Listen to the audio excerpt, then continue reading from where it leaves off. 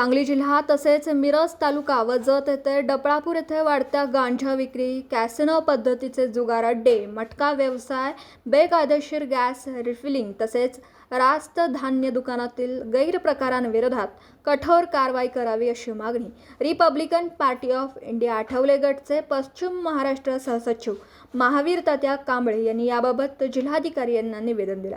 कांबळे यांनी यापूर्वी 10 मार्च 2026 पासून जिल्हाधिकारी कार्यालय सांगली समोर बेमुदत आमरण उपोषण करण्याची घोषणा केली होती। मात्र जिल्हाधिकारी यांच्या आदेशानुसार सांगली जिल्ह्यात 15 मार्चपर्यंत जमावबंदी आदेश लागू असल्यामुळे विश्रामबाग पोलीस ठाण्याकडून आंदोलनास परवानगी नाकारण्यात आली। कायद्याचा आदर ठेवून व प्रशासनाच्या आदेशाचे पालन करत आंदोलनाची तारीख बदलण्यात आली असून 24 मार्च पासून जिल्हाधिकारी कार्यालय सांगली समोर बेमुदत आमरण उपोषण करण्यात येणार असल्याची माहिती कांबळे यांनी दिली। सांगली जिल्ह्यात गांजा विक्री, कॅसिनो पद्धतीचे जुगार अड्डे, मटका व्यवसाय, बेकायदेशीर गॅस रिफिलिंग तसेच रास्त धान्य दुकानातील गैरप्रकार मोठ्या प्रमाणात सुरू असून त्यामुळे युवकांचं भविष्य धोक्यात येत असल्याचा आरोप त्यांनी केला।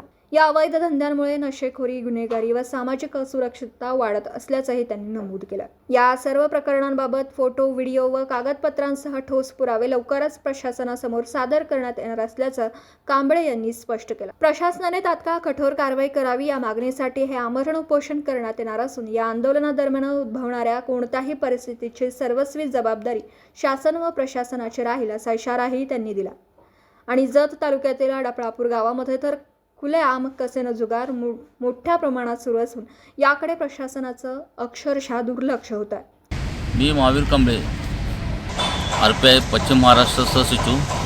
विषय सांगली जिल्ह्यात बेकायदेशीर अवैध धंदे सुरू असलेल्या बाबत मी काही दिवसातच अवैध धंद्याच्या विषयी सर्व कागद मी गोळा करत आहे।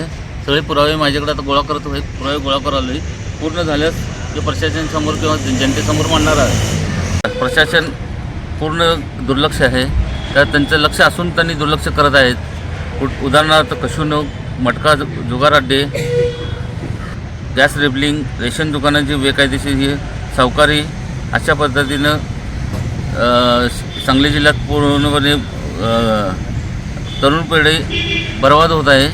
त्या बाबतीत मी लवकरच ह्याचा पंचनामा करून शासनाला निर्देशन देणार आहे। व्हिडिओवर फोटो सादर करून नसेल हे एवढं होऊन सुद्धा नाही बंद झाल्यास आंदोलन किंवा उपोषण करण्यात येणार।